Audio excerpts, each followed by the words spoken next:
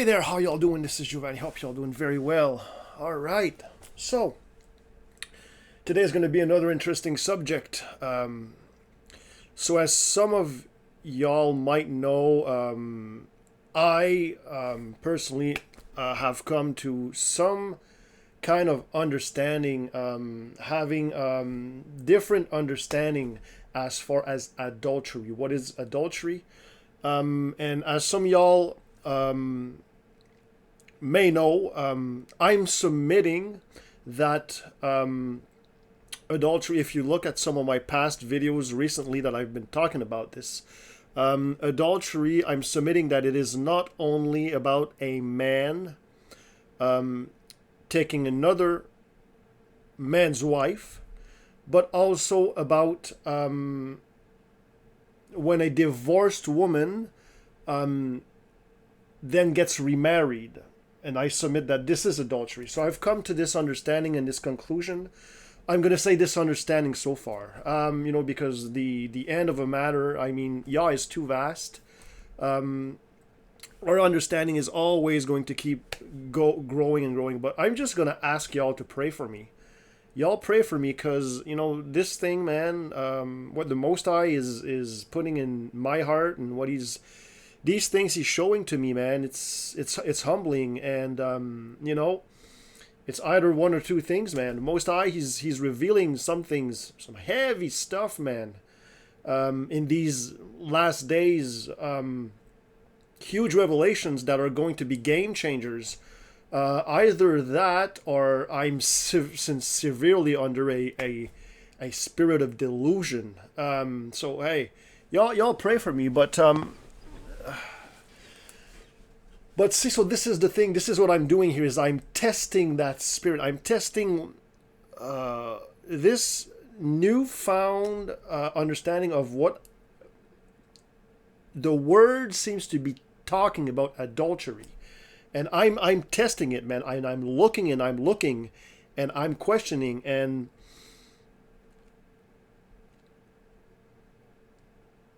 so far it lines up with the word. So basically, understanding of adultery, y'all can, if you didn't see my past video, is so the if you look at the etymology of the word adultery, you'll see that it is derived from the word alter, so to alter.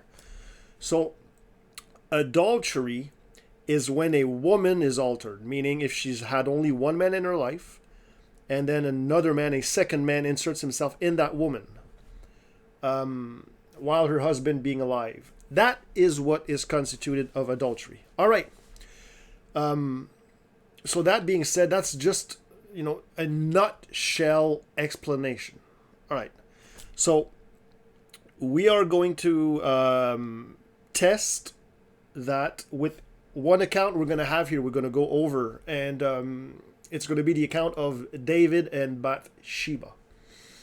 And I'm going to submit to y'all, we're going to look into that account, what the word says, and I'm going to submit to y'all with that understanding about adultery, is that David most likely, possibly, and I believe that he did not commit adultery with Bathsheba, technically. And we're going to look into that. So some of y'all might say, well, what does it matter? Giovanni, what does it matter? Well, it does really matter to have a profound understanding of what constitute adultery is so important. It's huge because that's going to dictate and navigate how we're going to go in marriage. It's going to help us navigate how we come out of marriage, and even it's going to dictate how we go into polygyny. Because how can we really truly have a understanding, like perfect understanding of all these things, if we don't have a understanding of the principal foundation thing, which is marriage, right? And divorce sometimes being part of it.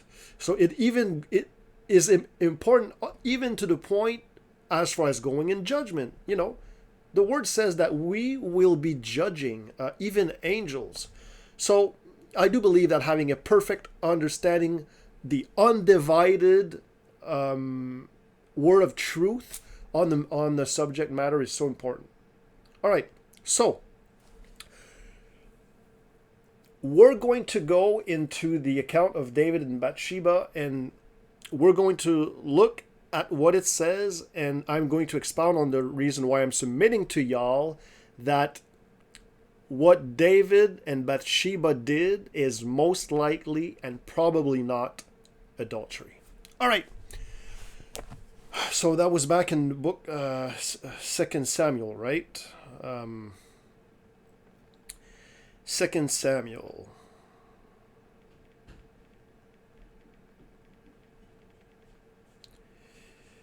Second Samuel 11. All right.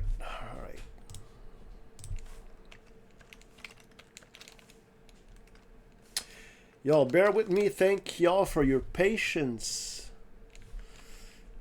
All right.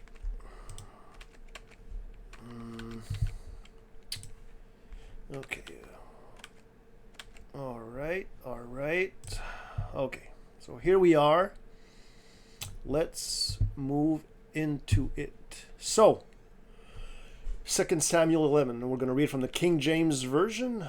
Okay. So, it came to pass after the year was expired, at the time when kings went forth to battle, that David sent Joab and his servants with him and all Israel, and they destroyed the children of Ammon and besieged Rabbah, but David tarried still at Jerusalem. And it came to pass at eventime that David arose from his bed and walked upon the roof of the king's house, and from the roof he saw a woman washing herself, and the woman was very beautiful to look upon. And David sent and inquired after the woman, and one said, Is not this Bathsheba the daughter of Eliam, the wife of Uriah the Hittite? Right? So, the woman of Uriah, right? Or the wife. We do know, if y'all look behind the words, some of y'all that are knowledgeable about this thing, the word wife is translated as woman. So, a woman that would belong to a man, to a husband, she would belong to him and she would be his woman. All right. So the word wife, it is not a Hebrew term. Some of y'all know what I'm talking about. All right. If not, go and look behind the word wife. Okay. So going forward, so it's clear that she belonged to Uriah the Hittite. All right. So when David sent messengers and took her, and she came in unto him and lay with her. Now look at this. See, this is really important here, because it says, for she was purified from her uncleanness, and she returned unto her house. See, when the word inserts stuff like this, when it mentions that she was purified from her uncleanness, we can't just gloss over these kind of things. This is the way the Most High, that he's talking to us and he's trying to tell us some things. All right. So it said that, okay, he went and he laid with her, for she was purified from her uncleanness. So a lot of people, what they would say is, well, okay, she was finishing on her monthly period. Okay, that is a form of uncleanness according to Leviticus. But there are other forms of uncleanness that someone can be made unclean from. Why are we assuming that it is only her coming out of her periods? I mean, there are other forms of uncleanliness, like leprosy was one of them. Y'all know what I'm saying? So how do we know that they're talking about her monthly periods here? How do we know it's not talking about leprosy? Now, I'm not saying that's what it was, but what I'm saying is that the word talks about her being purified from some kind of uncleanness. And it seems to assert that this is why, this seems to be a reason that David went in unto her. So let's look at it this way. If Bathsheba, she belonged to Uriah,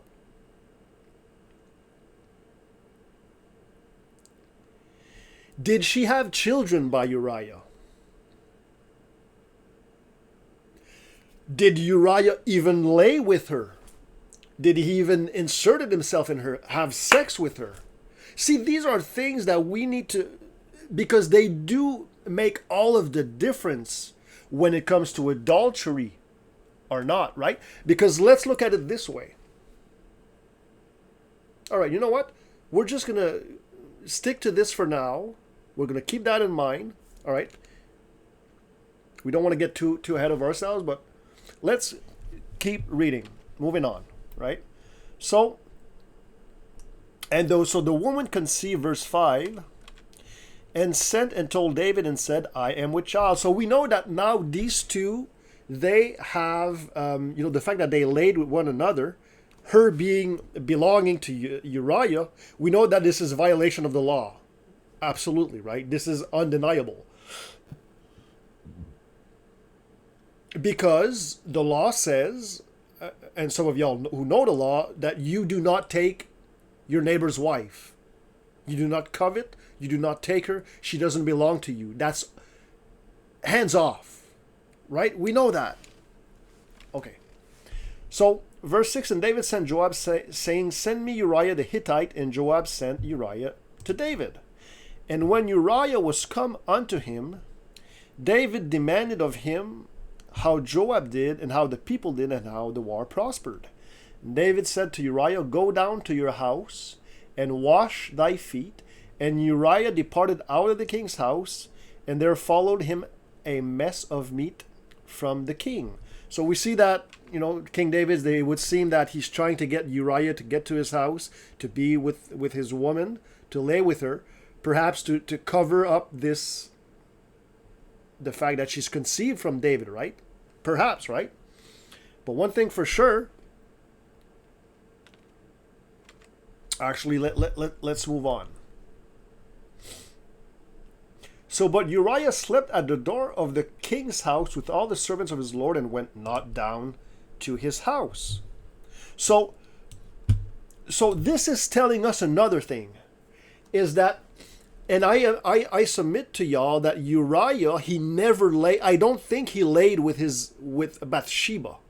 I don't think that he ever inserted himself into her.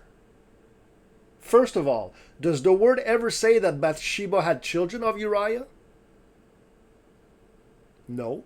Hey, and if I'm wrong, y'all, please let me know. Don't leave me in a delusion. If I'm wrong and I'm going down the path of destruction, can y'all please let me know? But I don't want feelings and opinions. I want facts, all right? I want the word. So, did she have children by Uriah? No. The word started by saying that also she cleansed herself from her impurity, right? Okay. So it could very well be that Uriah never laid with her if she was in a state of being impure in a long-term thing. Maybe kind of like leprosy, right? Could be. I'm not saying that's what it is, but we really have to. Okay, so that's two reasons why I'm submitting that Uriah did not lay with Bathsheba, that he never knew her. Third hint that we get about this is that we see here that when Uriah had the chance to go to his house, lay with his wife, he didn't. So it shows us that Uriah, he seemed to be a man, he seemed to be really disciplined and focused. Because while he could have went to his house, he decided to remain. What does it say here? And Uriah slept at the door of the king's house with all the servants of his lord, and went not down to his house, right? So you see that Uriah, to him, he definitely did not seem to have any issues with lust and strong sexual passion and desire. That's what it seems like, because if he was, the first thing that would happen, man, when the king says, you know what, man, go to your house, Woo! I'm going right to my wife and I'm going to get down. Y'all get what I'm saying, right? All right. So far we've got some clues here from the Bible that is telling us and is pointing to what I'm trying to say, that Uriah most likely never laid down with Bathsheba. And this is going to be a key point as why I'm telling y'all that what David did with Bathsheba, it was not adultery. Because adultery is when a woman is altered, when she receives that second man. But let's keep going on in the word, right? And let's see what it has to say. Let's not make any rash assumptions. We're just gathering information here, details, all right? So verse 10, and when they had told David, saying, Uriah went not down into his house, David said unto Uriah, camest thou not from thy journey? Why then didst thou not go down unto your house? And Uriah said unto David, the ark in Israel and Judah abide in tents, my lord Joab, and the servants of my lord are encamped in the open fields. Shall I then go into my house to eat and to drink and to lie with my wife? As thou livest and as thy soul liveth, I will not do this thing. So see, verse 11 shows us, man, that Uriah, he was some kind of man. Not only was he disciplined and focused, and he was not a lustful man. In the sense, what I'm trying to say is that he didn't have sex in his mind as the priority. You know what I'm saying? He wasn't, man, it doesn't seem like he was walking according to the flesh. When I read about this man, he seemed so honorable that he put the king and his mission and his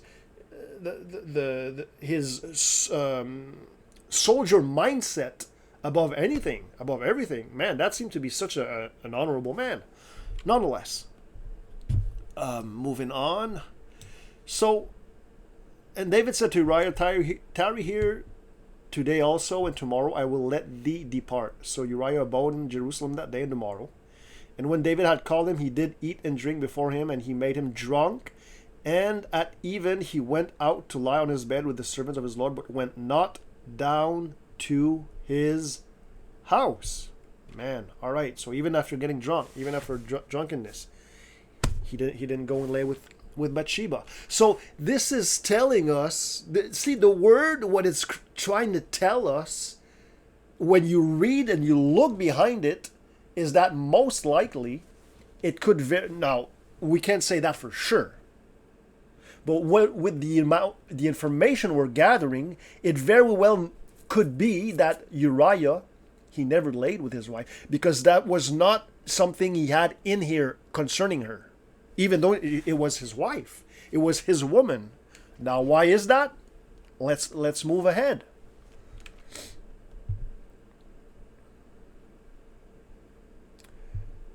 Okay, so it came to pass in the morning that David wrote, verse 14, wrote a letter to Joab and sent it by the hand of Uriah.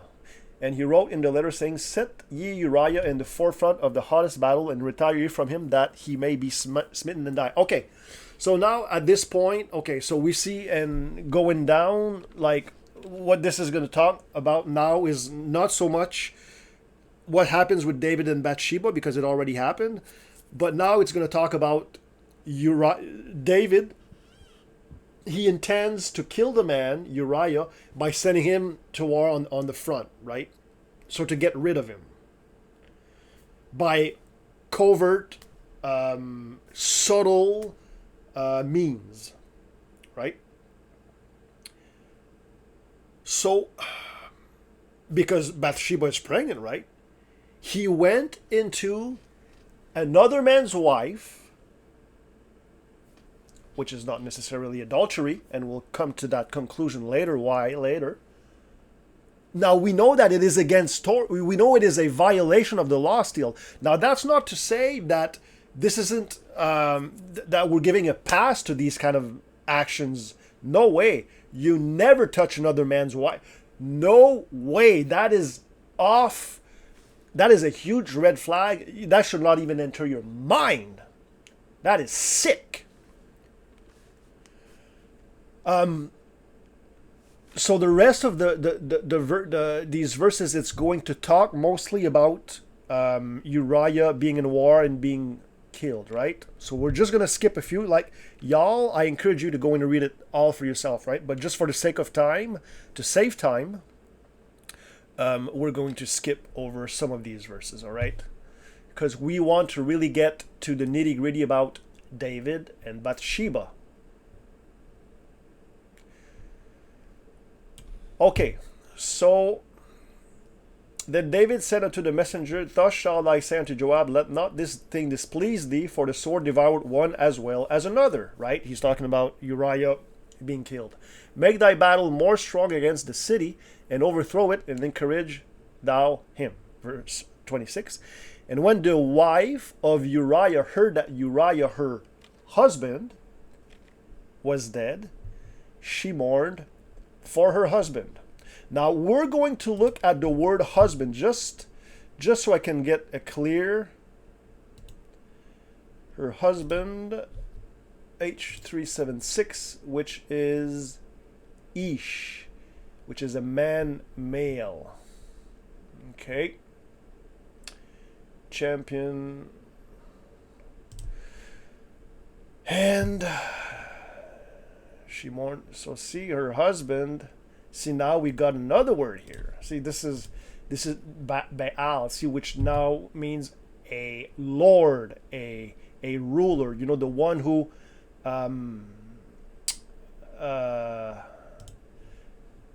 she belongs to, who rules over her, the master of that woman. Right. So, man. So verse 27. I'm going to remove the Strongs. So her husband was dead, and she mourned for her husband. All right.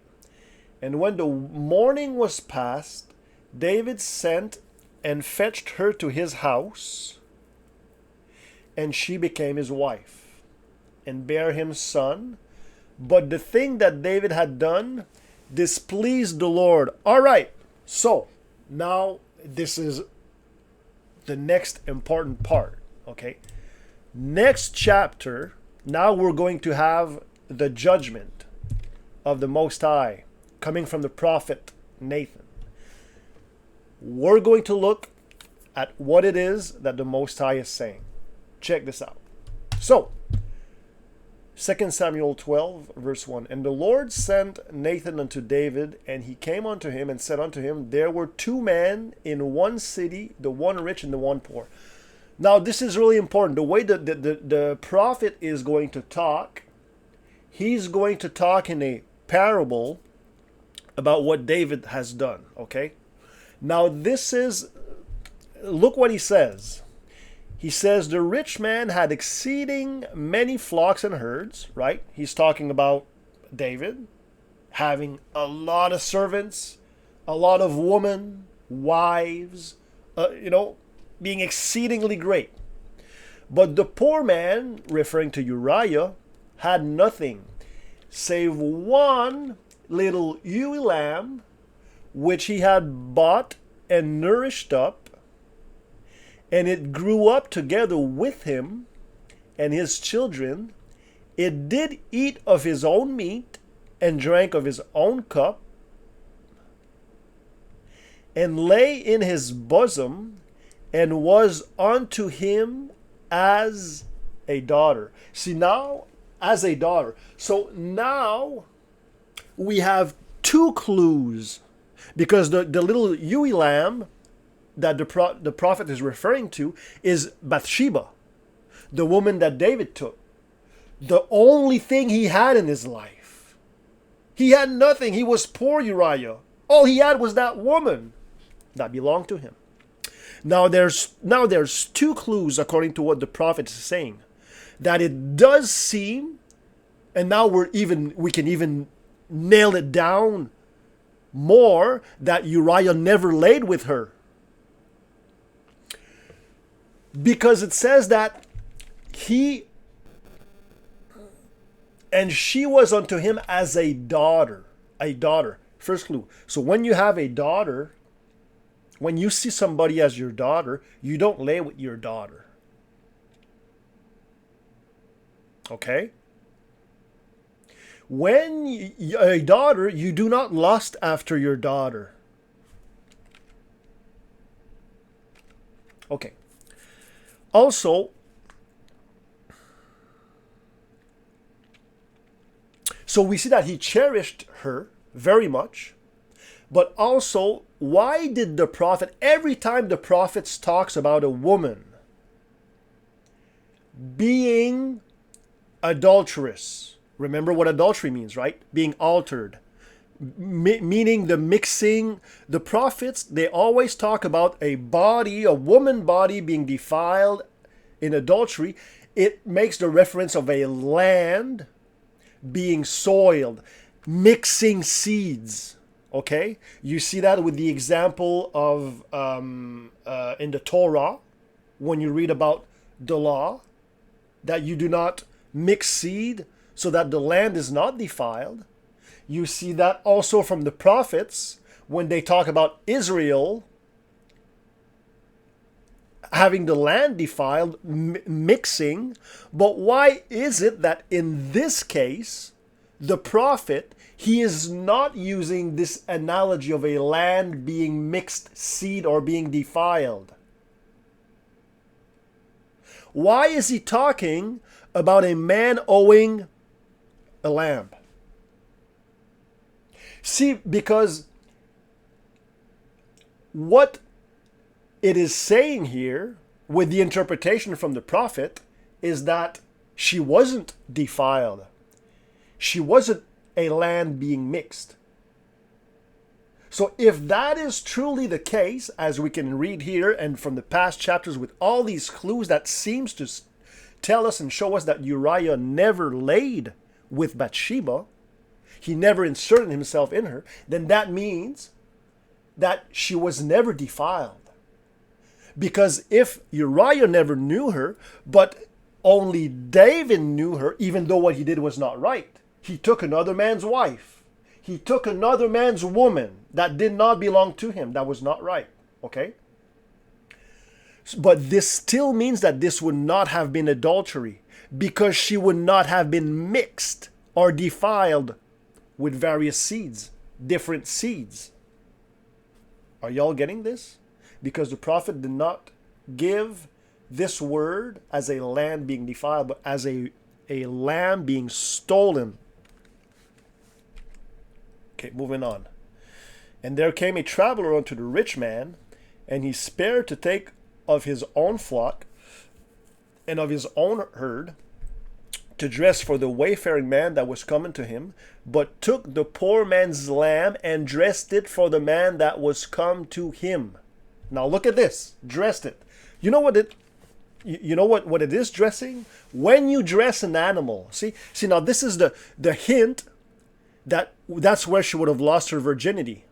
Bathsheba to David. That she didn't lose it to Uriah, but instead to David, because when you dress an animal, you only dress it once. You cannot dress an animal twice. That's why it seems that the prophet is using this analogy for a woman in marriage, as far as a man inserting himself into her, because a woman is only loses her virginity once, just like a animal is only dressed once. Prepared, sacrificed, prepared for a meal. Not me. That's the word. And David's anger was greatly kindled against the man. And he said to Nathan, as the Lord liveth, the man that had done this thing shall surely die. And he shall restore the lamb fourfold, because he did this thing, and because he had no pity. Verse 7, and Nathan said to David, thou art the man.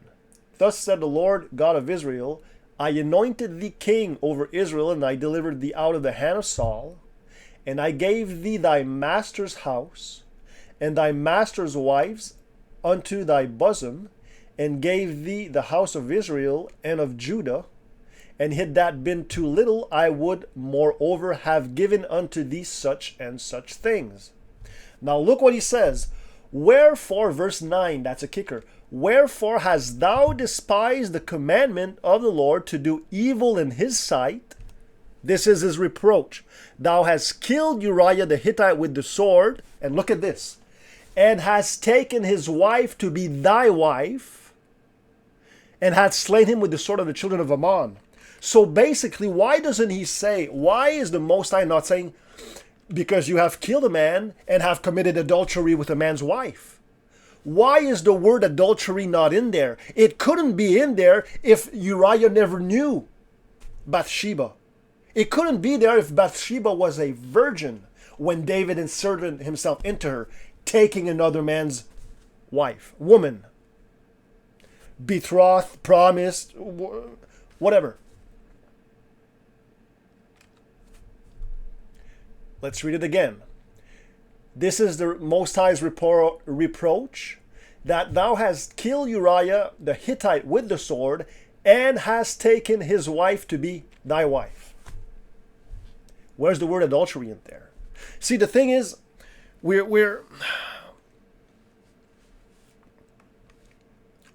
the thing is, we're always, as soon as we hear about a man taking another man's wife, we think adultery. But the thing is, see, the thing is, like I was explaining in another one of my video, adultery is not so much an act, while it is, but it is mostly a state of being. It is when a woman is altered. I've explained that in some of my previous video. Y'all can look it up.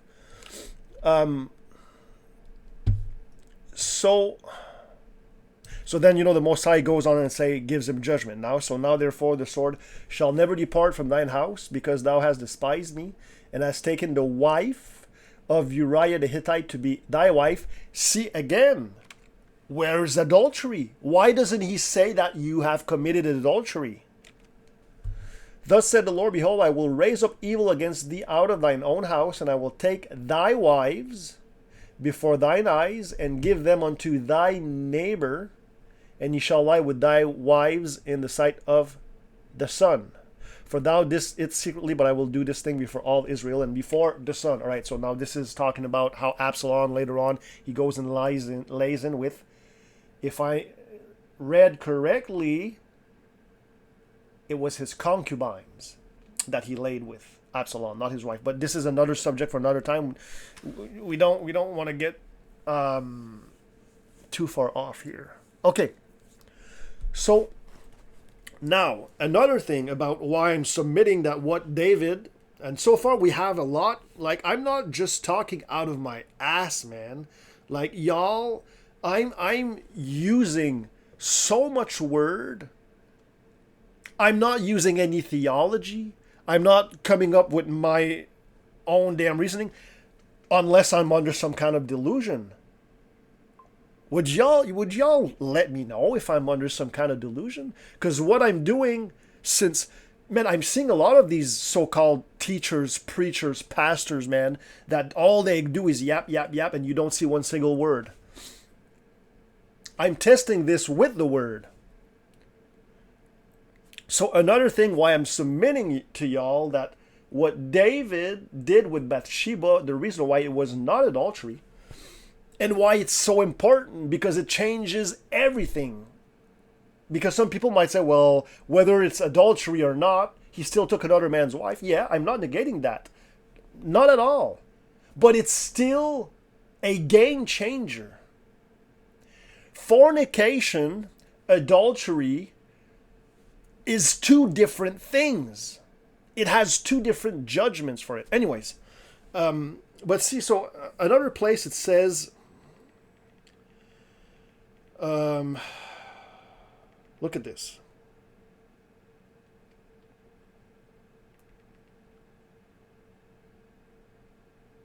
Okay, so in 1 Kings 15, now look at this.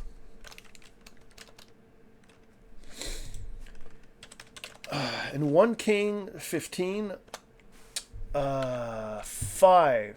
Now look at what the Most High says. He says, nevertheless, for David's sake did the Lord, verse 4, his God give him a lamb in Jerusalem to set up his son after him and to establish Jerusalem, because David did that which was right in the eyes of the Lord, and turned not aside from anything that he commanded him all the days of his life, save only for the matter of Uriah the Hittite. Why is it not saying Uriah the Hittite and the matter of adultery with Bathsheba? Why is it only the only reproach that the Most High puts in there is Uriah the Hittite? Why is the reproach of adultery not there with Bathsheba? Because according to my explanations and what we've looked at since the beginning of this video, it would not have been adultery. And we're going to finish on this one. Hallelujah. All right. Proverbs.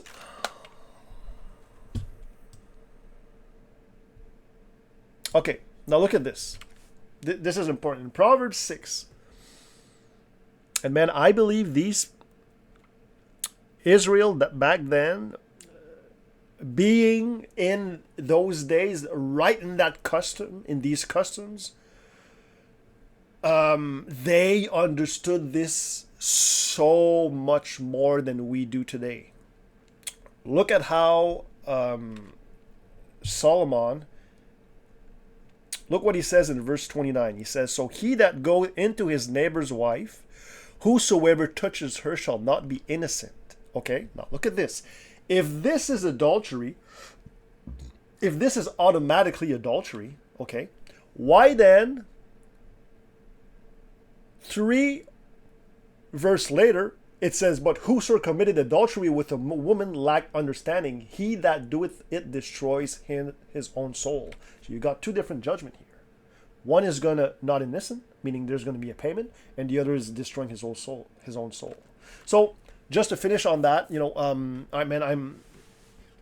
it seemed that them back then they had so much better understanding, and rightfully so, because they were right in the land, they were right in that culture, in the customs, in these, you know, and they had, like, they were sovereign, like they under the Most High, directly under the Most High, right?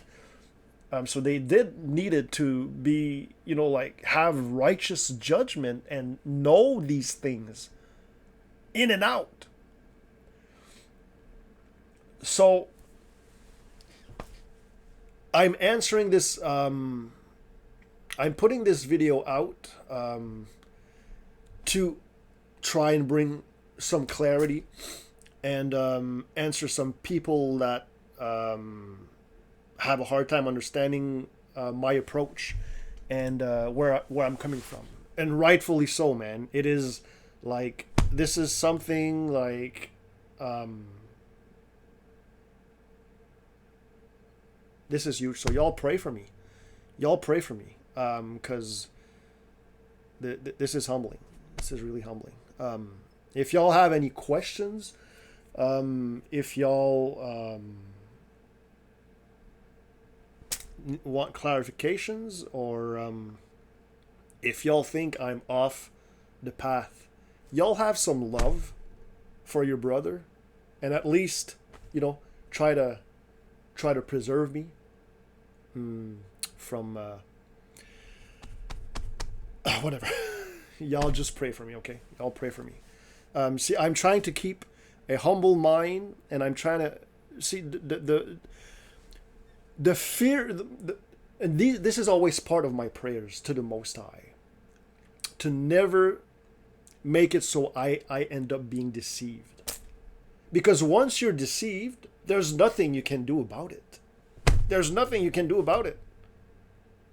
It's only the Most High that can take the veil off from your eyes. So y'all keep me in prayers, and y'all stay encouraged. Shalom, shalom. Be blessed.